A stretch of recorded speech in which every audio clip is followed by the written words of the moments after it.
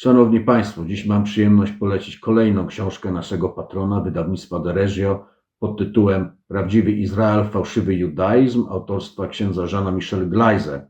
Jest to, można by powiedzieć, teologiczny i filozoficzny tour de force o tym, czym jest judaizm, o jego esencji, metodą scholastyczną, prowadzenie ku prawdzie bez żadnej politycznej poprawności i zbędnych, że tak powiem, ekumenizmów. Tę książkę i inne znajdziecie w linku wydawnictwa Deregio, który to link jest dzisiaj załączony w naszym programie. Polecam bardzo serdecznie. Dr Michał Krupa.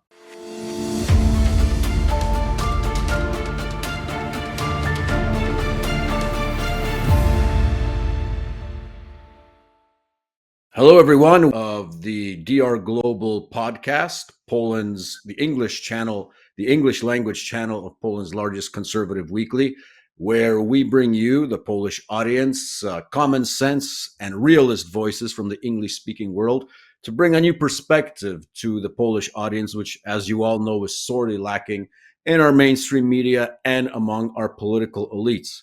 Guys, today's sponsor and our general sponsor of our channel is Deregio Publishing House. The link to Deregio you can find in the description box, where you can find all of Deregio's books.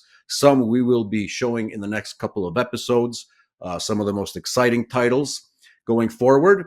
And I would just like to ask you, if you have the time and the resources, if you can support us through Buy Me Coffee. You will also find the link in the description box. Don't forget to like and subscribe. It helps our channel grow very much. Let's get started. Today we have a very special guest. This is an interview I've been anticipating for some time now.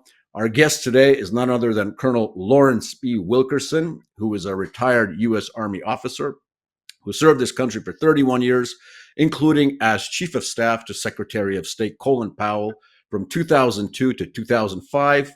Colonel Wilkerson flew combat missions in the Vietnam War and later held strategic military education roles such as the Marine War College. After leaving government service, he became a vocal critic of U.S. foreign policy, and rightly so, especially as it pertains to the Iraq War and overall Middle East policy. Colonel Wilkerson has also taught national security affairs at the College of William and Mary and George Washington University. He now gives his advice as a defense and geopolitical analyst on many podcasts, many channels across the internet, and he advises on how to implement realism in the pursuit of U.S. foreign policy goals. Colonel Wilkerson, it's a pleasure to have you with us today, sir. Pleasure to be with you. And let me just say right away that part that was more or less general in your introduction would apply to the empire too. Whether it's Indeed, a media that does nothing to inform the American people or otherwise. Sad situation. Welcome to our world, Colonel. That's how it is with us dissidents, or basically common sense people. Colonel, let's jump right into it. I'm going to surprise you maybe with this first question, but as you know, tomorrow the world will be witnessing the funeral of ex-Vice President Dick Cheney. When you read the information in the obituaries in the Polish media, you would have noticed that the main, line about Cheney was that he was supportive of Poland's entry into NATO, which obviously is true, but that's about it. They don't really talk about everything else that Dick Cheney did. And I think there's no better person to ask at this point, because you had a front row seat, basically, for the years that you spent with Secretary Powell as his chief of staff, to what Dick Cheney was all about, what he accomplished, so to say. And I was wondering if you could share with us some of your reflections on the late vice president, and be as critical as you want. I was walking the other day, which is my wont early in the morning, past a building that was appropriated during the so-called global war on terror, as were many, many buildings around the Northern Virginia area and Washington, D.C., Crystal City in particular, just outside the Pentagon. It's vacant now, and it's been vacant for about 10 years. And frankly, I don't know how the people, because it is a multi-million dollar building, I don't know how the people sustain it, given that they have no occupants. But they have 3 flagpoles out in front that they do sustain, and they religiously keep a huge stars and stripes out there, along with the Virginia flag. 3 flagpoles, though, have the U.S., all the same height, of course, according to protocol. When I walked by there the other day and saw them all at half mast, the first thing I did was ask myself, who died? And then I answered my own question as I continued to walk. And I said, that nefarious son of a you know what, who is Colin Powell's greatest nemesis and enemy, really, for 4 years in the first Bush administration from 2001 to 2005. And I had great problem not extending the middle finger to my own country's flag because it was honoring that individual, if that will give you some graphic demonstration of what I thought of him. And why do I say that about him? Because I learned something more every day virtually. I learned just volumes of information from some 400 to 500 students on 2 campuses, William and Mary and George Washington University. Brilliant students in most respects, doing case studies for me on national security decision making. And I gave them a whole plethora of decisions they could pick from, everything from the decision to go with NSC 56 and some of the other things that came out of that, with Kennan's approach to the Soviet Union in the beginning, the strategy of containment grew out of that kind of decision, to actual wars like Harry Truman deciding to oppose in 1950 the North Korean invasion of South Korea, all the way up to, and we terminated because that's where the data and the information that was primary sources mostly kind of evaporated. We ended with President Obama's very sordid excursion, along with NATO partners, into Libya. And my students did case studies. What they were studying was the decision-making process. Who made the decisions? How did they make them? Was it inside the statutory system, the system that evolved out of the 1947 National Security Act? Was it outside the system? Was it in accordance with the Constitution? Who made the decisions and what was the chemistry amongst them? Because my students soon learned what I was trying to teach them more than anything else with regard to decision making, is that chemistry, primarily between the members of the National Security Council. And for your audience, that's the President of the United States, the Vice President of the United States, the Secretary of State, the Secretary of Defense, the Secretary of Energy, we added, because energy is over the nuclear weapons, and anyone else that the president wants to invite. And that usually includes the director of the CIA, the director of national intelligence, another intelligence entity we have now, and the Secretary of the Treasury and others who might have bearing on the decision the president is contemplating. So that's it. That's the group. This group did not work for 4 long years. Now, the students could go back over the half century plus since the act was created and the decision-making process was set up and say, oh, they deviated here, they deviated there. Look what Richard Nixon did. Aha, look at what John Kennedy did, for example. Look at how they massaged the system, but basically stayed within the concept of the system and the concept of the Constitution until you get to Dick Cheney. And then you have a vice president who, incidentally, selected himself to be head of the Vice Presidential Selection Committee, and then selected himself to be vice president. And I could go back a lot further than that and tell you some really horrible stories about how Dick Cheney got to where he got. But he did become, over that getting, one of the most accomplished bureaucratic entrepreneurs in the federal system and all that it pertained to I've ever seen in my life. Richard Haas once said he was extraordinary. My boss at the State Department, my first boss at the State Department, later the head of the Council on Foreign Relations, said he was a quintessential bureaucratic entrepreneur. He knew where all the skeletons were. He knew how to manipulate the system. And he used that for 4 years to be president of the United States behind the scene. The only 2 matters that the president had, George W. Bush, was No Child Left Behind, his education policy, in which Cheney had zero interest, and HIV/AIDS, both US-based and global.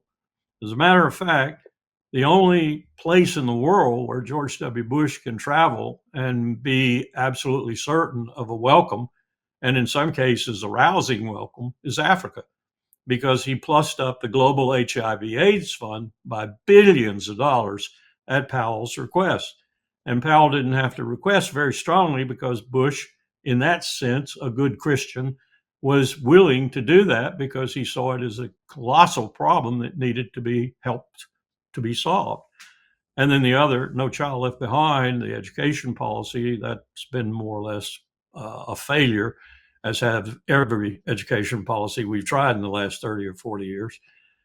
So Cheney gets everything else. And what do I mean by everything else? I mean, he gets Iran, he gets North Korea, he gets China, he gets Russia, he gets everything of consequence that the students subsequently studied for me, when they chose that case study, and a lot of them did, with regard to Bush from 2001 to 2005. And of course, the thing they study the most microscopically, that they go after with a fine-tooth comb, is the 2003 war with Iraq and the debacle that it turned out to be, the absolute catastrophe that it turned out to be, and the ignoring of that catastrophe by the vice president in charge of everything, as I said. But he ignored it because he got what he wanted. He got exactly what he wanted. He got Saddam Hussein gone. Now, let me give you a codicil. I haven't even skimmed. I've just skimmed the surface. I haven't even gone very deeply. But here's something I heard during the entire 4 years. And I heard it from very accomplished surgeons, heart surgeons. I heard it from very accomplished other physicians who would talk to me from time to time. After all, Powell had the second most important science and technology advisor in the US government, second only to the president. And we talk to the president's advisor all the time, too. And since Powell was not enamored of science and technology, I got to do the talking. So I was talking to these two guys all the time. I learned that anyone who has the heart procedures that Richard Bruce Cheney had endured in the latter part of his life, let alone a heart transplant, takes medicines and chemicals, statins in the main, that build in that person inevitably paranoia. And Cheney was already blessed with a high degree of paranoia. I saw him as Secretary of Defense when Powell was chairman, of course. I also learned from them that it becomes destabilizing in a major way when you start approaching really difficult and complex decision making. So I put that caveat on my description of him because I think we have a gross failure in my country, and a lot of other countries probably have it to a certain degree also, in that we do not put any test at all on our chief executives, let alone members of Congress or Supreme Court justices or whatever, of physical competence, physical as in having a medical exam, a CAT scan, that sort of thing, periodically, nor psychological competence. And I think the latter is even more important than the former, because the former will kill you in office, perhaps, but the latter will let you stay in office, as we have seen a gross example of with Joe Biden. And I think we're seeing an example of, and going to see more of it with Donald Trump. So we don't have any kind of test like that. Not a thing that would determine that a chief executive has lost it, so to speak, either physically or mentally, with the latter being more important. And I think Dick Cheney was getting towards that point at the end of his time in office. Fortunately, and I'll conclude with this because I've gone on too long. Fortunately, once George W. Bush figured out what had been done to him, and a lot of that calculation came from his outcall by his principal cabinet officer, Colin Powell, on January the 11th, 2005. Powell, first thing that happened, Powell walked in and the president said, "Colin, what are you doing here?"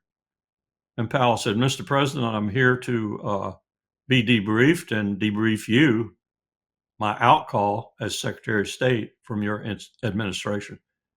Bush went, "Andy," calling for the chief of staff, Andy Card, "get in here." He didn't know he was coming. Well, there's your dysfunctionality of the government, or there's Dick Cheney getting his last blow in at Colin Powell. Nonetheless, Powell went in and sat down with the president alone. Hour and a half. When he came back, he gave me, as he usually did, a pretty detailed debriefing. The things I remember from that debriefing that will never escape my memory till I go to my grave are: one, I said to the president, Mr. President, you have the most dysfunctional national security decision-making system in the history of the Republic. And Bush first pushed back. He said essentially, oh, come on, Colin. You know, you were there. You were Deputy National Security Advisor and then National Security Advisor to Ronald Reagan. Frank Carlucci was your boss, and then you were the boss. You know, George Shultz and Caspar Weinberger fought tooth and nail on a daily basis. How can you say I have the most dysfunctional decision-making process or administration in general? Powell gave him chapter and verse for an hour. At the end of that hour, he said, I think I had gotten through to the president. He asked good questions. I gave him answers. I think I got through to him. Well, it's not too long after that, he fires Donald Rumsfeld and frankly puts Dick Cheney in a closet. He put him in a closet so deep that when it comes to the last year of that second administration, Cheney is doing something that is totally out of character for him. He's literally begging the president to pardon his chief of staff, Scooter Libby, whom you may recall was convicted of obstructing justice in the Valerie Plame case, a despicable case where Cheney essentially leaked the information that a CIA operative uncovered, and worse, got some of the agents she was running murdered, killed. All happened on Cheney's watch. Cheney was responsible for it, but Scooter Libby got the blame for it. And Bush refused to pardon him and made Cheney livid. So livid that later, when I was watching them at the Bush School at Texas A&M University, where they and Jim Baker and some other people happened to be on the stage together, Bush visibly avoided Cheney, ignored him, and wouldn't speak to him.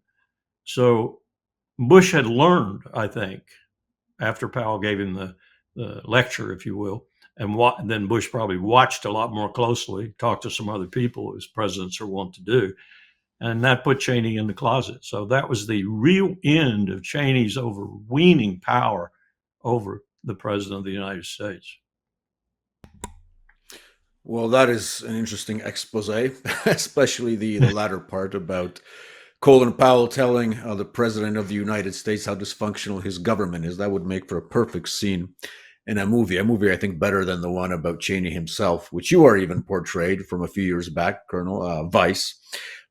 Before we dive into more pertinent and current affairs, I'd like to ask you, Colonel, a question pertaining to your time at the State Department and diplomacy vis-a-vis Russia. Why? Because in Poland right now, we're obviously going through a time of turbulence where any approach to Russia, any diplomatic approach to Russia, trying to listen to the Russians, discuss something with the Russians, even, on deep background through back channels, is considered, anathema. Is considered basically a betrayal. And it gets all the more stronger, this adherence to this anti-Russian line with every so-called Russian provocation in Poland, the recent one being the apparent sabotage of a railway line in Poland that was, according to our media and politicians, conducted by obviously the Russians, but the evidence points obviously elsewhere. And I want to ask you, Colonel, in this regard, because, Sergei Lavrov has been foreign minister for a pretty long time, about your experience in dealing when you were at the State Department with the Russians in the diplomatic capacity. Because the line in Poland is, we can't talk to the Russians. They don't want to talk to us. How do you remember your experience with the Russian diplomatic corps and Lavrov himself? I'll give you an anecdote first. George Tenet, then the director of the Central Intelligence Agency, came over to tell Powell that he was talking on the cell phone too much. And Powell asked him, George, what the hell are you talking about? And he said, we have you on transcript. You're recording my conversations? He wasn't too happy about that. Later, we would find out that George was recording the conversations of the people on the Security Council in the United Nations. So that wasn't too far. So Powell says to him, I do business on my cell phone. I do business on my cell phone. Case in point, when the US EP-3, a naval reconnaissance aircraft, got a little close to Hainan Island off China, one of the most militarized areas in China, it had a F-8, a Chinese fighter, with one of China's best fighter pilots who did this periodically because he just liked doing it, come up and buzz them. Well, this time he got a little close. He snipped his tail off, plummeted into the South China Sea, and died. But he also, in snipping the tail off, damaged the EP-3, the reconnaissance plane, badly enough to have to make a forced landing on Hainan Island. That emergency was prone to go really serious quickly. But Powell found out that the leadership party of the PRC was traveling in South America, and he knew that Chen was with them, now dead. But Chen, like Wang Yi today, probably knew America better than any other man in China, had made a study of us. So he gets on his cell phone and calls the leadership party in Southern South America and tells them about what's happened. As far as he could tell, it was the first notice they had of the crisis. He solves the crisis on the cell phone before the crisis even has a chance to get out of hand. Now, there's a part two to this story. Dick Cheney and Donald Rumsfeld wanted the crisis to get out of hand, very much so. So they were the whole time working against what Powell was doing, but Powell was too quick for them. We got the EP-3, essentially, it's a long story. Let's put it this way. We'd solved the crisis in about 72 hours and nothing untoward happened between China and the United States. And Powell told George Tenet, I do diplomacy on my cell phone, and I'll be damned if I give up top secret information or anything like that. But I do diplomacy on my cell phone. So get out of my office, leave. Then he tells me that Sergei pretty much does the same thing. And we talked about the Chinese foreign minister. We talked about Sergei. We talked about Joschka Fischer from Germany. You may recall that George Bush in the Oval Office told Gerhard Schroeder to go F himself when Schroeder reneged on his promise to Bush to not campaign on the Iraq War and went straight back to Germany and campaigned on the Iraq War. Bush didn't want to have anything to do with Schroeder anymore. So Powell had to keep the U.S.-German relationship warm, at least, by making fun with Joschka Fischer. He would give him cooking materials because Joschka was a cook, a chef, and Joschka would bring Powell German beer, which I would sneak into the secretary's office and get and drink because it was very good beer. So cell phones were key, but the thing I'm trying to emphasize there is Powell and Sergei had a very good relationship. And Powell once said to me, he's probably the best diplomat in the world. Smiling, second to me. But he liked him. He liked him very much. Go back to the first administration where I served Powell when he was chairman of the Joint Chiefs of Staff. That was a very different group of people. First of all, and all of my students who took case studies involving George W. Bush came to this conclusion: the smoothest, most collegial decision-making group since World War II. Incredibly good. You could disagree with the policy the decisions produced, and many did, but they made decisions in the smoothest, most efficient way, taking each of the members of the cabinet's views into consideration. And H.W. Bush then made his decisions. And he made everyone feel as if they were an integral part of that process. And in most respects, they were. It was a remarkable cast of of people. It was Colin Powell. It was Dick Cheney at this point, not so affected by the statins and a pretty good Secretary of Defense. It was Jim Baker, who went trout fishing with Edward Shevardnadze and presented him with a reel, which Shevardnadze took back to Moscow and said, I wish we could make our missiles as well as this reel is made. And it was other people who were simply superb contributors to the decision-making process. And they made a categorically smart decision about the end of the Cold War. The first thing H.W. Bush articulated in first to a principals meeting and later in the National Security Council meeting itself. We will not thump our chest. We will not crow. We will not claim victory. We will not go out and prate on the aisle of the world and say, we won the Cold War. What we're going to do is we're going to bring Russia as fast as we can back into the Western world. And we're going to do that by a number of means, but one of the ways is what Mikhail Gorbachev and Reagan, and Powell knew about that because he was National Security Advisor to Reagan. And of course, H.W. knew it because he was vice president for 8 years to Reagan. The things we talked about, we're going to do. And we're going to do them a lot faster than Reagan would have done them because Bush was a little bit, Reagan was okay, but Bush would have been better if Bush had been president. That's the way he felt about it. So his momentum was towards the things that he then set about to do. He was a superb diplomat, would spend hours on the telephone with Helmut Kohl, Francois Mitterrand, John Major, Maggie Thatcher, hours, and conducting meaningful diplomacy. Kohl, for example, Helmut Kohl of Germany, was worried about being reunited.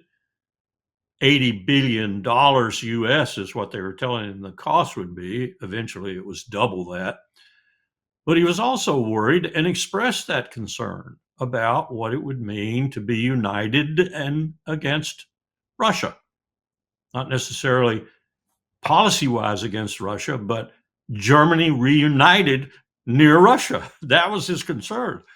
And then when we said, and we want you to stay in NATO as a reunited Germany, oh man, he thought that would be just impossible. Impossible. There's no way he can maintain good relations with Russia, nor Russia with him. But finally, after some discussions, long discussions, he acceded. And as you know, there's a lot more to it than that, but we went into a process of guaranteeing Shevardnadze through Baker and then guaranteeing Gorbachev through Bush. No written documents, no treaties or anything, which was, it has turned out, a mistake, that NATO, if Germany did that, was reunited and remained in it, would not go 1 inch further east. Then along came Bill Clinton and killed all of that. And I was there for the first year of Clinton's term with the same chairman of the Joint Chiefs of Staff. We started the process with Clinton, and every president after that just ramified the process. Obama tried to slow it down a bit, but he wasn't very serious about it. And what H.W. Bush really wanted, and what Colin Powell really wanted, and what Dick Cheney at least was looking like he would go along with, was a reunited Germany in NATO, no further east with NATO, and a new security architecture for Europe. And that security architecture would include, first, observership of Russia in both the political and military councils of NATO, and eventually, and no one spoke about a time frame on this, but it was pretty clear we were thinking about 5 or 6 years, eventually membership in NATO, both the political and the military councils of NATO. And we were also at the same time talking about what we call a European security identity, which would mean we would create at first a brigade of about 3,000, and that brigade would be independent of NATO. They would draw all of their equipment, their ammunition, everything that they might need in a peacekeeping operation or whatever. They would draw it from other stores. They would not take it from NATO. So it'd be an independent brigade with the vision that it would grow up into a division and then maybe a corps and so forth in military jargon, and be independent of NATO and eventually take NATO's place. That all went to hell. It all went to hell when we got a series of presidents who didn't believe in that at all.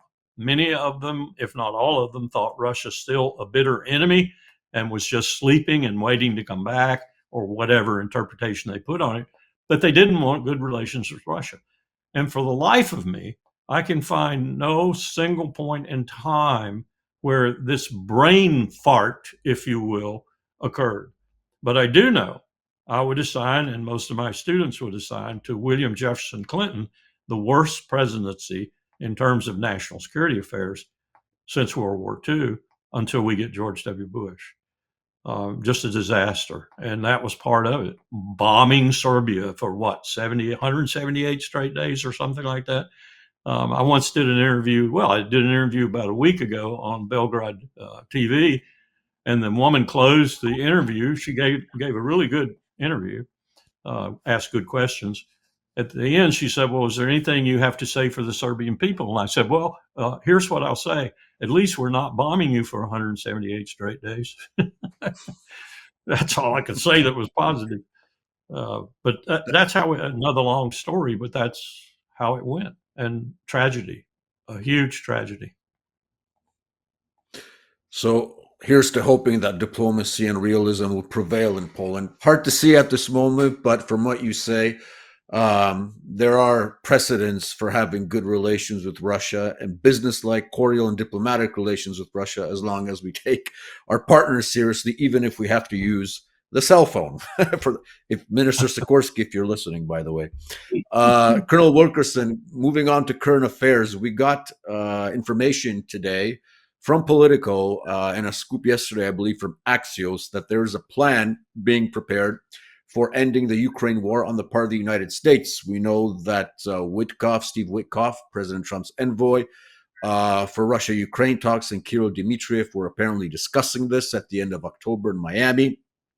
And from what I've read in Axios and Politico, it's supposed to be a good deal, which I'm guessing is supposed to be the sort of symbolic red carpet for the next summit between Trump and Putin, which is supposedly going to take place in Budapest. And I've noticed the difference between all the other sort of chaotic proposals that are coming out of this White House, that this plan actually does seem a bit more structured than, the brouhaha and the sort of gun-ho diplomacy that Donald Trump likes to perform. And I noticed in the Axios piece, they actually did discuss the fact of not only security guarantees for Europe, but in general, European security, which sort of jives with what President Putin and Lavrov have been talking about the last couple of years about building a new European security framework. I don't know if you're familiar with the details of these stories from Axios and Politico, but if we're to take their word at it, do you see some hope in the fact that we're finally getting a structured version of a peace deal that the White House can present to the Russians, that the Russians will seriously contemplate this time? The first thing I would say is they are saying similar things about this miraculous UN Security Council resolution that is creating this deal for Gaza. And I see nothing but worms crawling all over it. The Palestinians are going to be screwed to the max. Now, with that as an introduction to Trump's deal-making capacity, let me say that's an entirely different situation. And I think, having listened to Sergei Lavrov of late and having listened to Marco Rubio, though that's very difficult to do because he doesn't speak with much clarity or definitiveness, and what you've said about others commentating or offering commentary on what might be happening, I think we had it going out of Anchorage.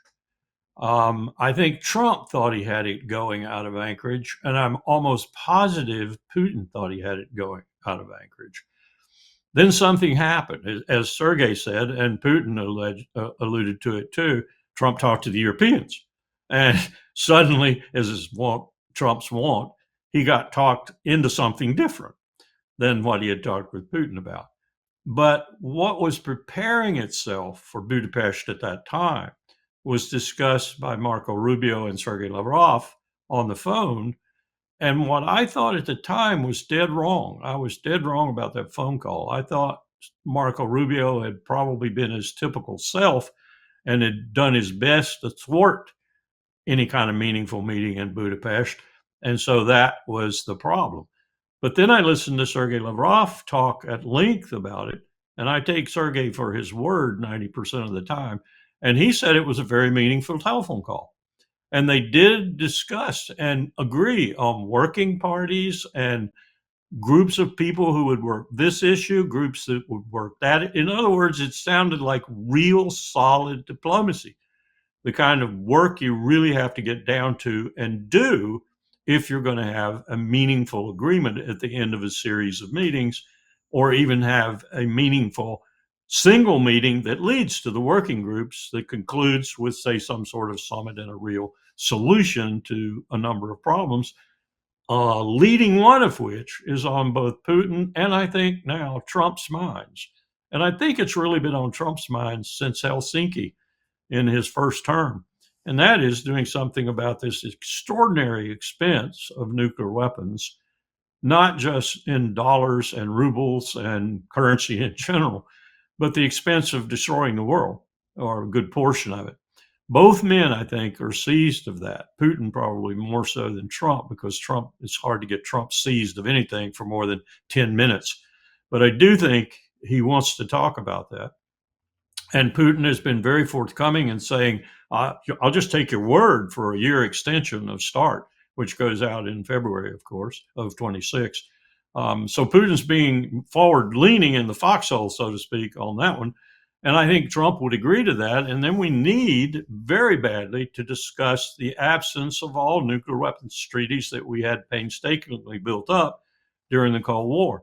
So I think this meeting coming up in Budapest has taken all of that into consideration, including that, failed phone call, I guess, between Sergei and Rubio, failing for a different reason. Trump wasn't ready, so that's why they canceled the meeting. And now that they're going to have it, I think it means that, at least in some ways, meaningful ways, I hope, the U.S. delegation will be prepared in the kind of way Putin expects them to be prepared in order to talk about these serious issues. Now, of course, whether Ukraine and its current situation, which is just going to deepen and worsen over the ensuing weeks, interferes with that in some way, or the Europeans manage to get in and interfere with it in some way, substantive way, like they did before, then it could derail things. But I'm hopeful. I'm hopeful that this is going to be the one issue, because at the end of the day, it is the most critical issue when you throw our nuclear stockpiles in there. This one issue will be enough to give it the energy to go to some kind of diplomatic fruition. And maybe Trump will have his first deal that he can prate about. I don't care if he prates about it, as long as it's a good deal.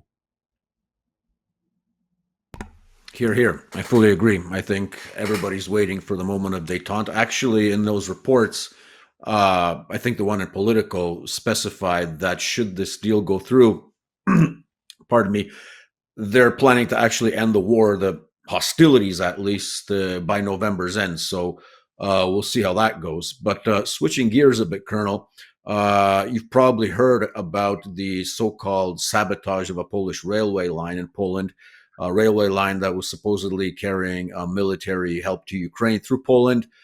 This happened in the Lublin Voivodeship, so that's southeastern part of Poland, for those who aren't familiar with our geography. As of today, obviously, the Polish mainstream media, the political class, everybody is blaming Russia, despite the fact that there is no clear evidence of this. As a matter of fact, one of the two perpetrators that have been named so far are guys with Ukrainian passports. No surprise there. That happens a lot lately. And one of the perpetrators apparently also was already sentenced by a court in Ukraine for acts of sabotage. This was confirmed yesterday by Prime Minister Tusk, which makes the story even more interesting because you have to ask yourself, how did he get out of Ukraine while being sentenced for sabotage into Poland? That's an interesting question.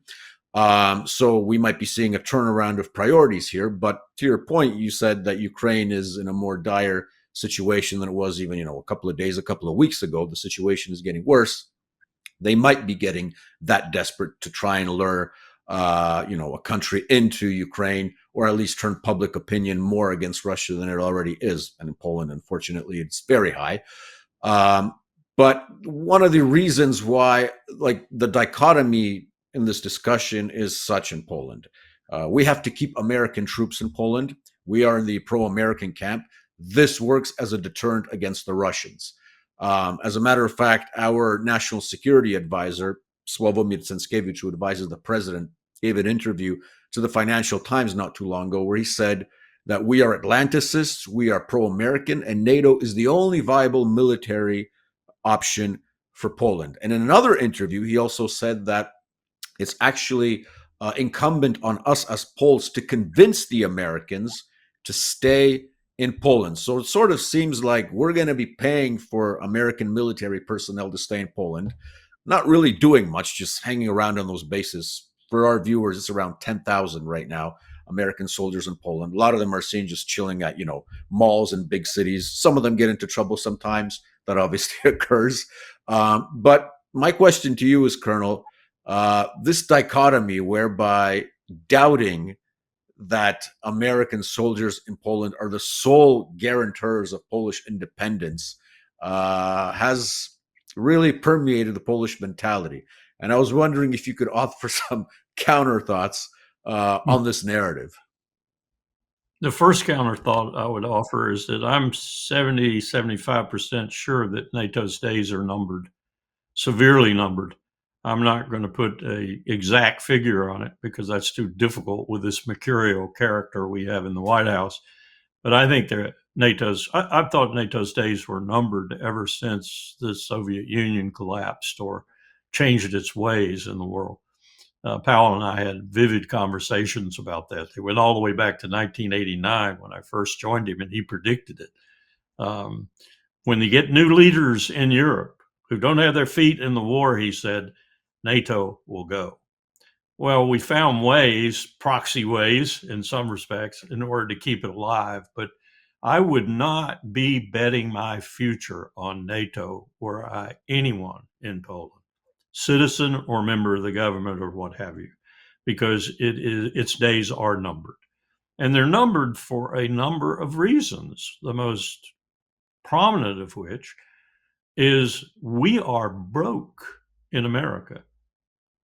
We even have people like Richard Haas, my old boss, President Emeritus now of the Council on Foreign Relations, joining Fortune magazine in 2 separate articles and declaring, like Paul Revere riding through the streets with his lantern, that we are bankrupt and that the cows, or the chickens in the analogy, are coming home to roost and are going to come daily home to roost. And he's right. We are going to be paying. Now, I know this will shock your audience. We're already paying $1 trillion interest payments on the colossal aggregate debt we have right now. Within just a few years, the Congressional Budget Office states 5 or 6, we will be doubling that. We'll be paying $2 trillion of interest on our debt. Much of that is security costs, national security costs, not the trillion we're spending on the Pentagon. That's bad enough. But the other trillion we're spending on other things, like the CIA, like the Homeland Security Department, like the Veterans Administration, which has gone up from about 30 billion when I was working for Powell to 260 billion now. We have an astronomical national security budget, not defense budget, not the NDAA, that's big enough, but it doubles when you call it the national security budget. We are broke. We are so broke, we can't find our rear end in a windstorm now. And when we have to start paying this $2 trillion, there will be no other discretionary federal spending whatsoever. You can tariff everybody in the world. You can roll up the carpets. You can kick 50 million people out of the country and off of welfare, all these things that Trump said he was going to do to fix the sinking ship, and you still won't fix the problem. You couldn't get this money by normal means, by any way, fashion, or form, other than liquidating America, selling it on the world market, and then using the funds to try and buy out our debt. That's how broke we are. And people think we are going to defend them in the future. Maybe our nuclear umbrella will be afforded to Japan, to Europe, and to others whom we consider allies. But there's not going to be any formidable conventional military force spread out across the globe on 800 different bases in the world.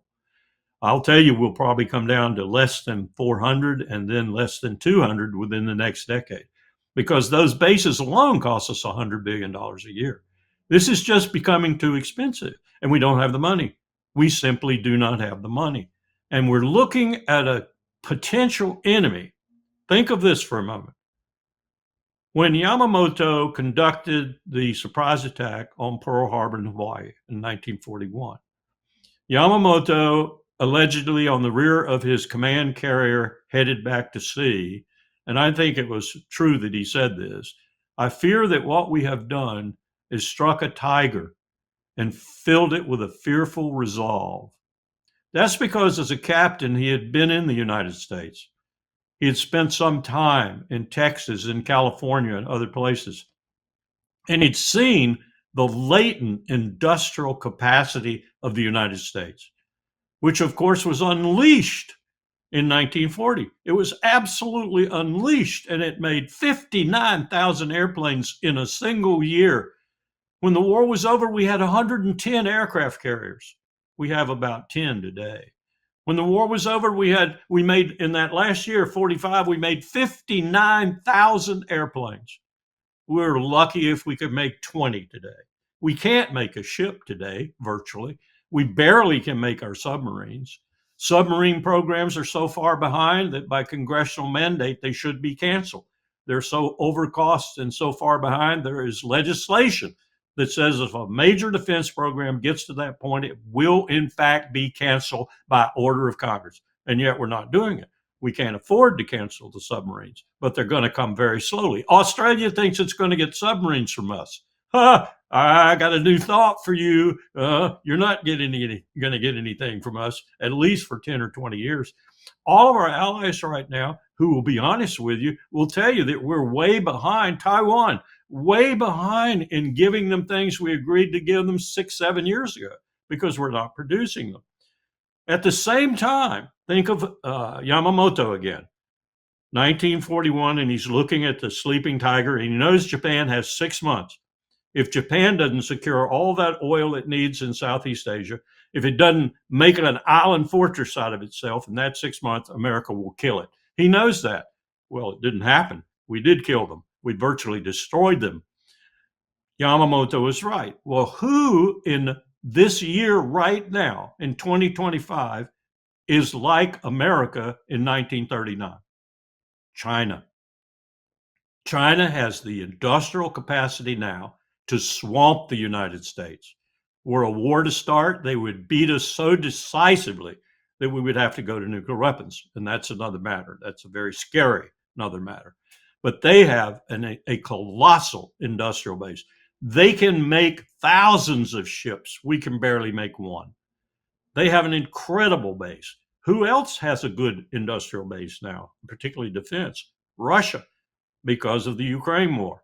So those two together make an absolutely impregnable duo. There's no way we could defeat them except with nuclear weapons. And that's what scares me, that we'll get into something and we'll have to use nuclear weapons. We'll be the ones that use them, not Russia, not China. We will be the ones. After all, we're the only country in the world that's ever killed human beings intentionally with nuclear explosions in Hiroshima and Nagasaki. We'll do it again. That scares me. That's one reason why I come back to what I said about getting a handle on nuclear weapons again with Putin and eventually with Xi Jinping and Modi and Pakistan and others too. That's the most serious issue in the world right now in terms of existential dangers. So that's essentially why it's going to happen, that no one should be looking to the empire for any more imperial actions other than those that secure its own ground. And that's going to be very, very soon. Well, Colonel, I think you better prepare to become either a paid or unpaid fellow at the Polish presidential palace. I think you need to be a consigliere to our president, because sometimes Polish politicians tend to listen to the American side more than to rational people in their own country. It's just the jinx we have. Hard to explain why. Maybe it's the influence of Hollywood. But one more question, Colonel. Because we don't do that. We don't do that. I mean, yeah, we're the world's leading power for fooling ourselves.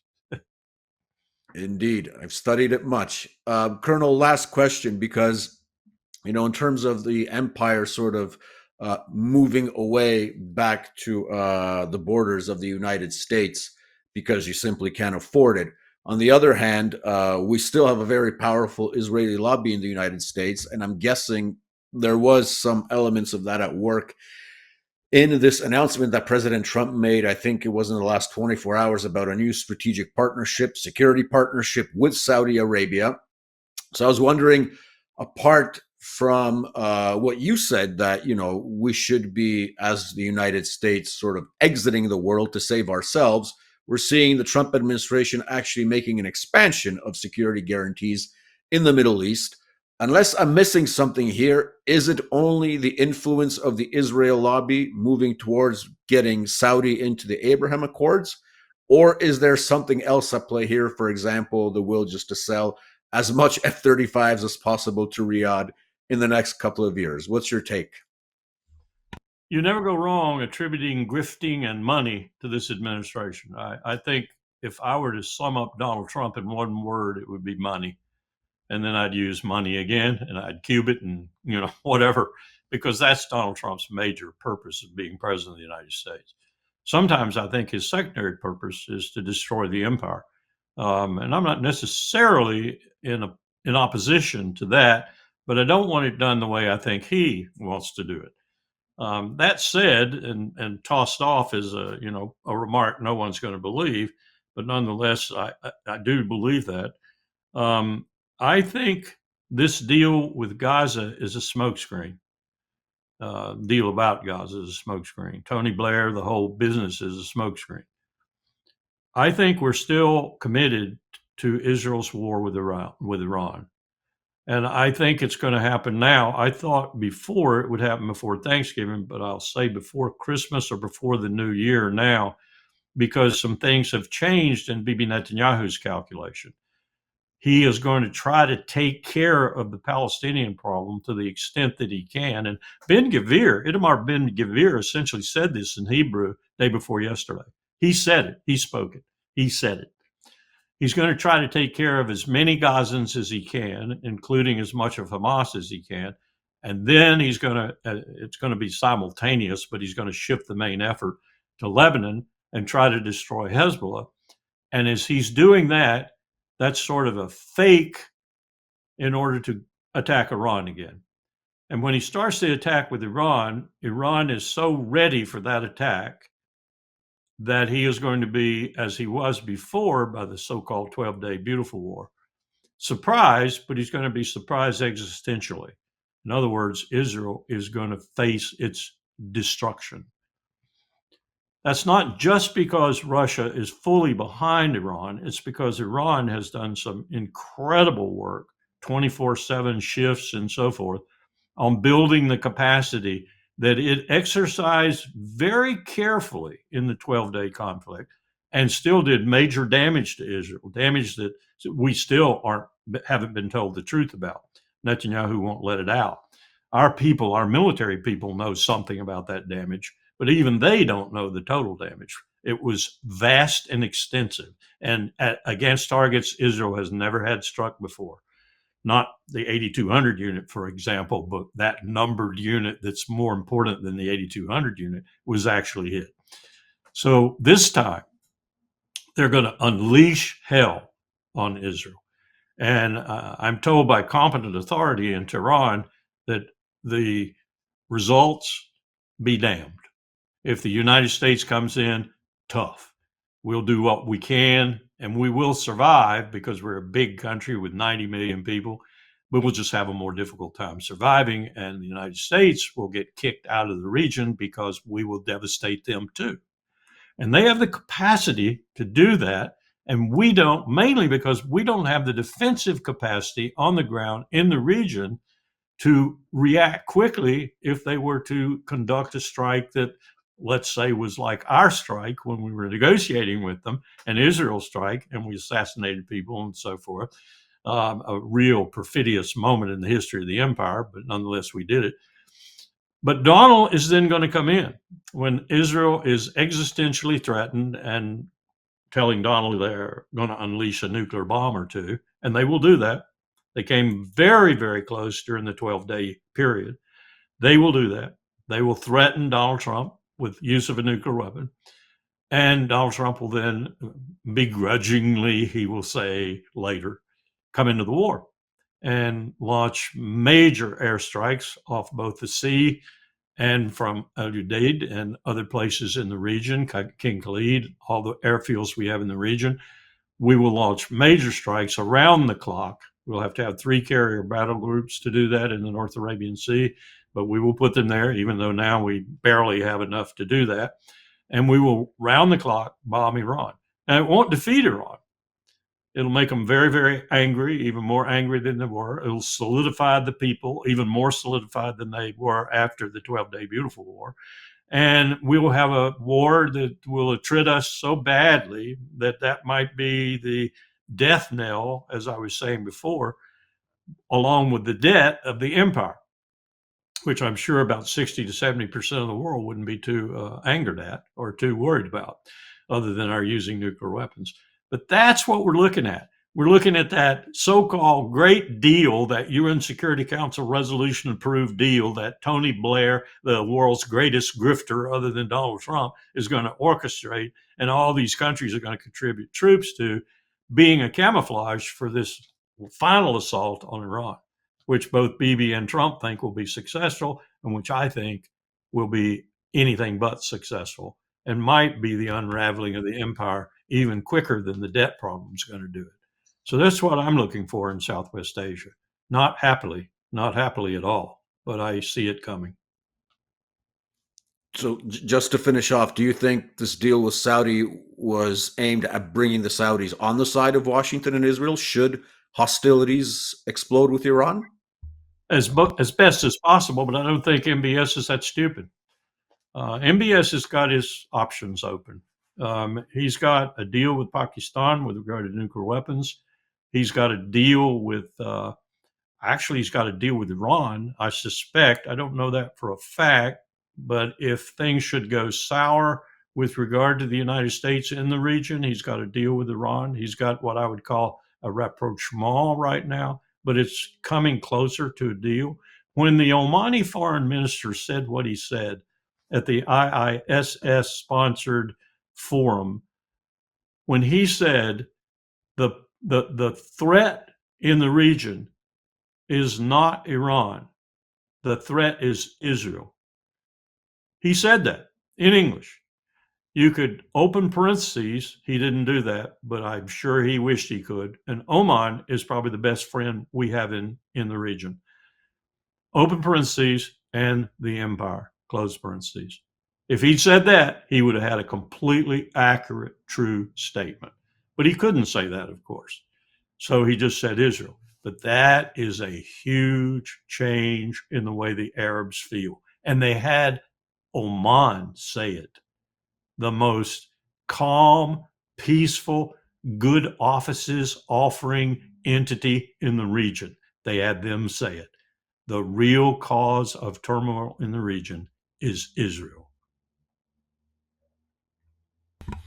Well, veritas est, as the Romans used to say. Colonel, we went a bit over time, but thank you once again for sharing your assessments with us, for your memories of the late Dick Cheney. We'll see how the funeral proceeds tomorrow. As I wrote on X the day after he died, let's not forget, the real legacy of Vice President Cheney, not only the fact that he supported Polish entrance into NATO and seemed to be friendly to us, but I think more important issues that unfortunately cost the lives of millions of people, destabilized regions, destabilized countries, and in a way planted the seeds of what we're seeing in Ukraine, unfortunately. So hoping to see you on another episode of DR Global soon. Thank you once again for your time, Colonel, and have a good day. You too, and thank you very much for giving me the opportunity.